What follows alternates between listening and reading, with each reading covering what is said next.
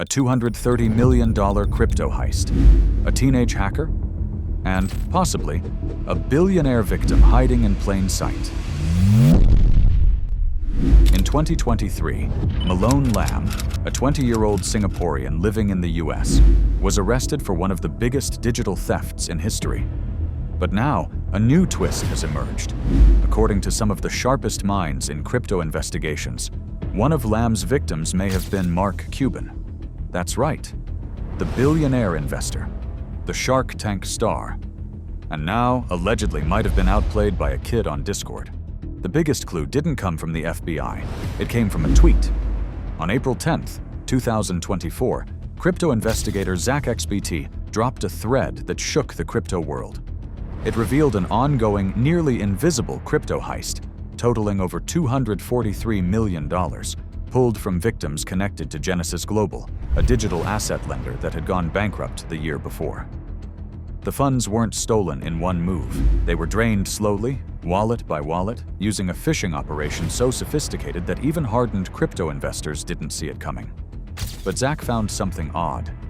One wallet had lost nearly $80 million, far more than the others. No name, no public trace, just a massive outflow of digital assets and silence.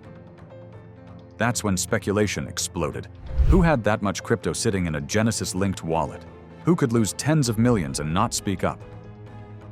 ZachXBT never named names, but his work didn't end there. A second thread dropped days later, tracking how the stolen money was moved. First, it hit a series of chain-hopping wallets. Then, through Tornado Cash and Sinbad, two crypto mixers designed to mask identities. And finally, it was split into smaller pieces and routed through exchanges around the globe. There was even a pattern: small, purposeful donations to charities and DeFi projects. Not out of kindness, just to camouflage activity. That's a tactic known to forensic analysts as dusting, designed to confuse blockchain tracking software. And it almost worked, but people began to speculate. This kind of laundering wasn't just careful, it was deliberate, the kind of cover-up you'd need if your victim wasn't just a rich trader, but a public figure. Suddenly, all eyes were on one possibility: Mark Cuban. Cuban had been open about his crypto holdings for years. He'd backed companies like Voyager, he'd spoken out about DeFi platforms, and he'd taken big hits before, like when he lost hundreds of thousands in the Titan token collapse. This time though, if Cuban was the victim, he hadn't said a word. "This is not a confirmed ID," Zach wrote. "But if you look at the wallet patterns and the Genesis exposure, the signs are all there, and that's how a viral tweet turned into a billion-dollar mystery." At first glance, Malone Lam didn't look like the type of person who could steal over $230 million. He was 20, a former gamer, a Singaporean international student living in the United States. Online, he came off more like a tech-savvy teenager than a criminal mastermind. But behind the screen, Malone was orchestrating one of the most advanced crypto thefts ever documented by US authorities. His background makes the story even more surreal. Malone had no formal cybersecurity training, no elite hacker resume. What he had was time, obsession, and an uncanny ability to manipulate online systems and people. Former classmates described him as quiet, sharp, and always online. Reddit and Discord were his playgrounds. That's where he honed his skills, and, investigators believe, recruited like-minded accomplices. He didn't operate alone. According to the DOJ, Malone was part of a tight-knit digital crew, people he likely never met in real life. They communicated in encrypted chats, used burner phones, and developed phishing kits designed to mimic legit crypto tools. It was malware built by kids, for whales. They didn't go after small wallets. They targeted whales, crypto investors holding tens of millions of dollars. And they were patient. In some cases, they spent weeks building trust before triggering the trap. Once the targets clicked a link or signed a malicious transaction, it was over.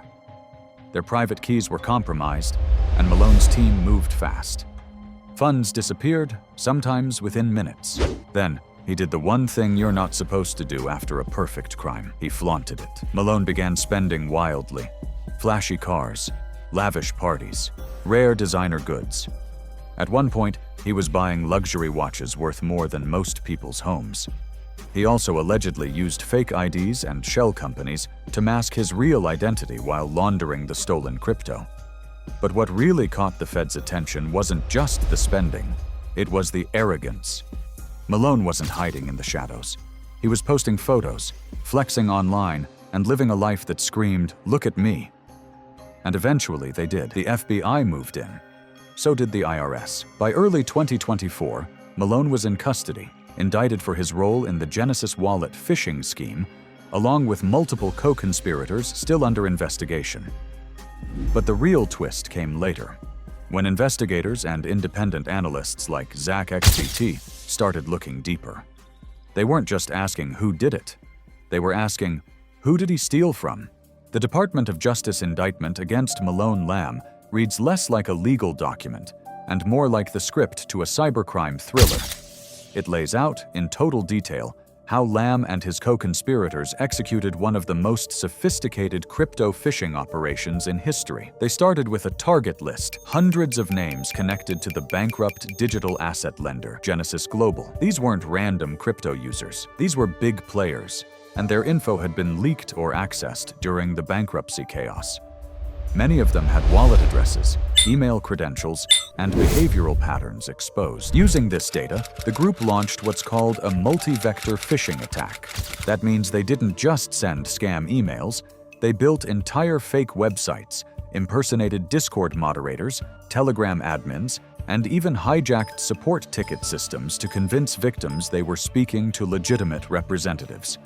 In some cases, they purchased expired domains that closely resembled trusted crypto sites.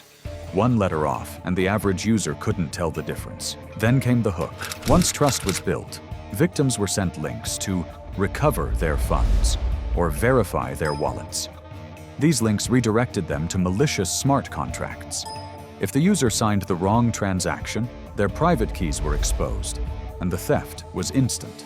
Once the funds were in Lam's hands, the laundering process began. According to the DOJ, they ran the stolen crypto through a complex web of wallets, frequently using peel chains, a method of breaking funds into thousands of microtransactions to obfuscate tracking. But they didn't stop there. They utilized tools like Tornado Cash and Sinbad, two popular crypto mixers notorious for enabling money laundering. These platforms break the on-chain link between sender and receiver, making forensic analysis difficult, though not impossible. From there, some funds landed in centralized exchanges under false identities.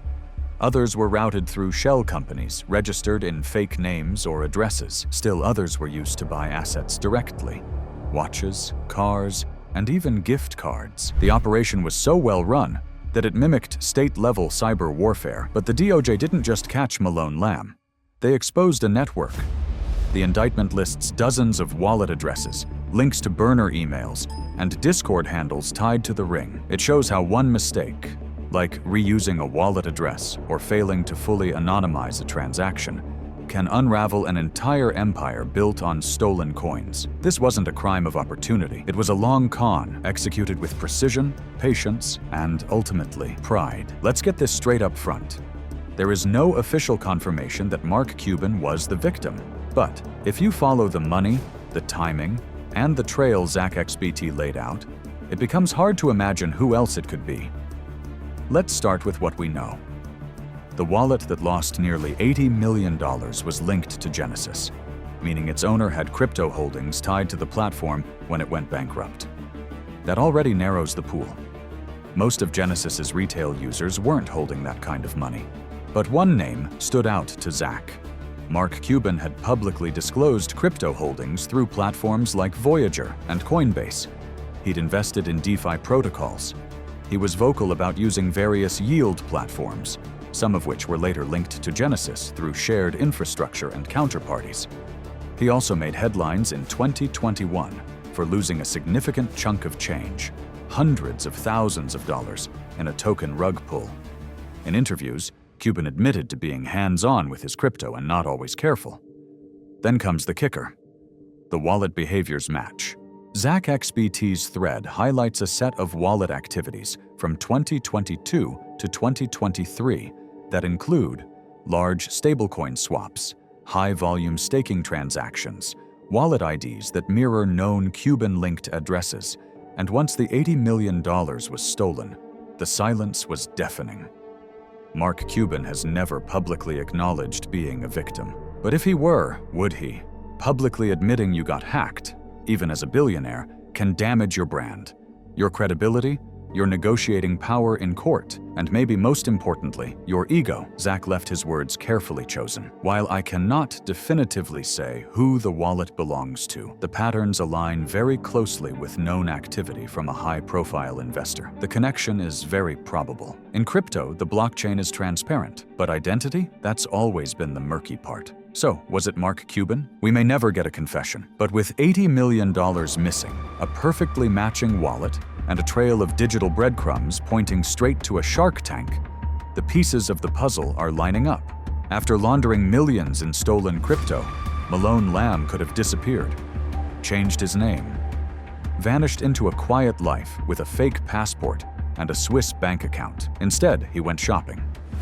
According to the DOJ's asset forfeiture list, Lam blew his share of the heist on a collection of goods so absurd, it reads like the fantasy of someone who had only ever dreamed of being rich. Let's start with the watches. Federal agents seized a Rolex Cosmograph Daytona, a Patek Philippe Aquino, a Richard Mille RM 11-03, and a Cartier Santos skeleton. Timepieces worth anywhere from $40,000 to $300,000 each. These weren't just watches. They were power symbols, designed to scream, "I made it!" Except Malone made it with someone else's money. Then came the fashion flex. The DOJ lists multiple pieces from Dior, Balenciaga, Louis Vuitton, and Chrome Hearts.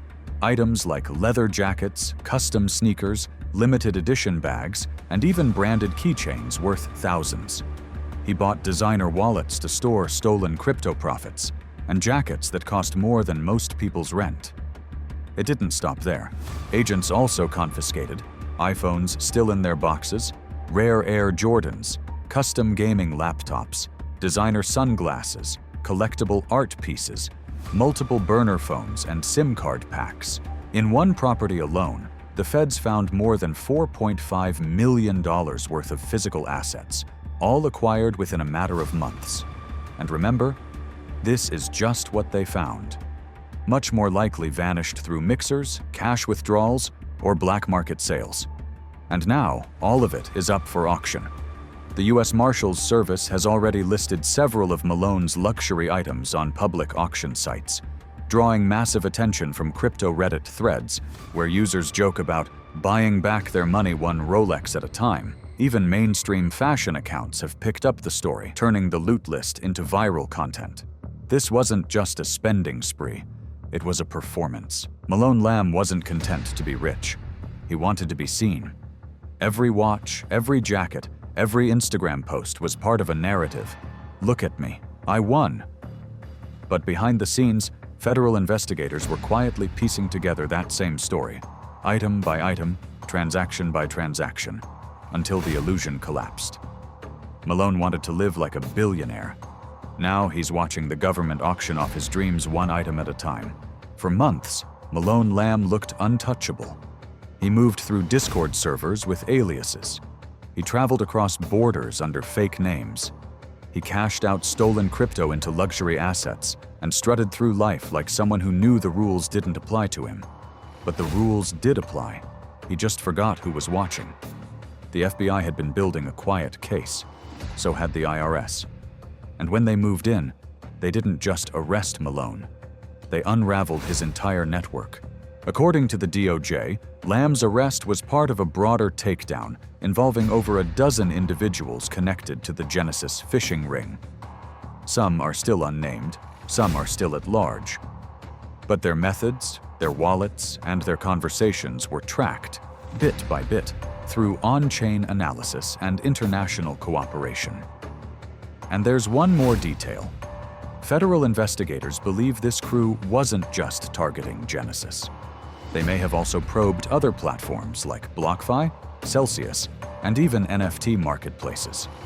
If true, the full extent of the damage could stretch far beyond the $230 million figure. The biggest question now? Who flips first? In operations like this, loyalty crumbles fast under pressure. One plea deal, one subpoena, one cracked phone, and the entire operation could collapse inward. The irony? For a scam so carefully crafted to hide identities, it was Malone's behavior offline that led to his downfall. The luxury purchases, the photos, the travel under fake passports. One slip here, one reused address there, and the entire operation began to unravel. Now he faces federal charges that could put him away for decades. But the story isn't over. The DOJ's indictment makes it clear more arrests are coming, more wallets are being tracked, and ZachXBT isn't stopping either. He continues to publish threads that expose laundering trails, shady connections, and blockchain activity that still hasn't been explained. There's a real possibility that new names, maybe even bigger names, will surface in the months ahead. And if the theories are right, and Mark Cuban really was the anonymous multi-millionaire victim, then this isn't just a story about a hacker getting caught. It's a story about how even the richest, smartest people in the world can be humbled by a kid with a fake website and a Discord handle. Malone Lam didn't need a gun. He didn't break into a vault. He never even left his room. He just knew how to trick people, how to build trust, how to bait the trap, and how to vanish before anyone noticed. And somehow, in a sea of anonymous crypto wallets and billion-dollar platforms, he may have pulled off the unthinkable, robbing Mark Cuban. Whether Cuban was the victim or not, the message is clear. No one is untouchable. Not in crypto, not online, not anymore. Malone Lam flew too close to the sun. He wanted to live like a god, rich, untouchable, worshipped by the internet. But when the feds showed up, the story flipped. The hacker became the hunted. The mansion became a crime scene, and the Rolex became evidence. Now, the government is auctioning off everything he thought made him powerful. But the biggest thing Malone Lam stole wasn't money. It was certainty, the illusion that only amateurs get hacked, that billionaires are protected, that smart people can't be fooled. He shattered all of it. And what about you? You trust your apps. You trust your passwords. You think you'd never fall for it, that you're too careful, too aware. So did everyone else. If you want to see what happens next, who else gets caught, who else gets exposed, and how deep this rabbit hole goes, like, subscribe, and stay tuned, because the crypto world just got a lot more dangerous and a lot more real.